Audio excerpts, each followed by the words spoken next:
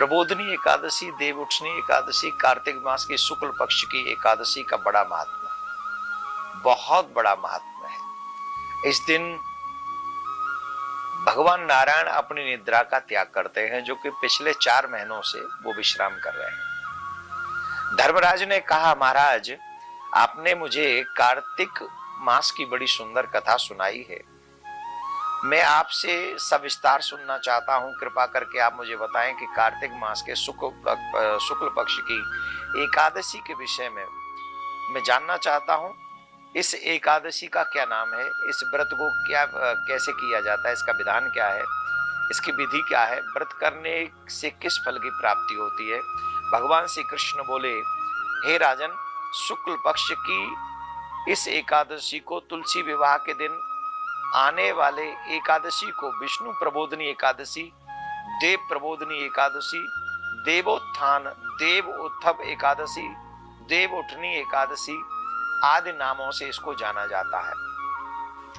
कार्तिक मास के शुक्ल पक्ष की एकादशी को हम लोग जो व्रत करते हैं, इस दिन हम लोगों को क्या करना चाहिए, लक्ष्मी नारायण भगवान का पूजन करना चाहिए, तुलसी सालिग्राम का विवाह करना चाहिए, तुलसी सालिग्राम का पूजन अवश्य करना चाहिए।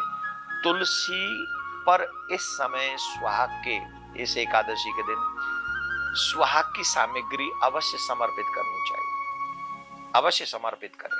सुहाग की टीका इत्यादि, चूड़ियां, लाल चुनरी अवश्य पहना, लाल चूड़ी हमें अवश्य, लाल चुनरी और चूड़ी अर्पित तुलसी महारानी को करना चाहिए। सालिग्राम को सुंदर सिंहासन अर्पण करना चाहिए। और इस दिन बहुत ही सुंदर योग बन रहे हैं, बहुत अद्भुत योग बन रहे हैं। देवउठनी एकादशी पर हर्षण योग, सवार्थ सिद्धि योग और रवि योग बन रहे हैं। ये तीनों योग बेहद शुभ हैं। इन योगों में किए गए काम या पूजा लोगों को प्रसन्नता प्रदान करती है, यानी इसमें किए हुए कार्य स्वयं सिद्ध हो जाते हैं। तो देवउठनी एकादशी के दिन आप कोई भी शुभ कार्य प्रारंभ भी कर सकते हैं। तो हम लोग जो देवउठनी एकादशी का व्रत करेंगे वो 12 नवंबर को करेंगे और 13 नवंबर को पारायण होगा।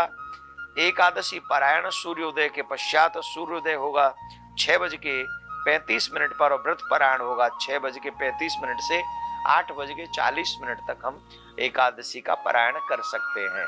तो देवउठनी एकादशी के दिन किए हुआ भजन, किया हुआ दान, किया हुआ कोई भी शुभ कार्य बहुत लाभदायक होता है। तो इस दिन तुलसी सालिग्राम का पूजन करना ना भूलें, लक्ष्मी नारायण का पूजन करना ना भूलें, अपने इष्ट का पूजन करना ना भूलें। ये देवउठनी एकादशी आपके लिए मंगलमय हो।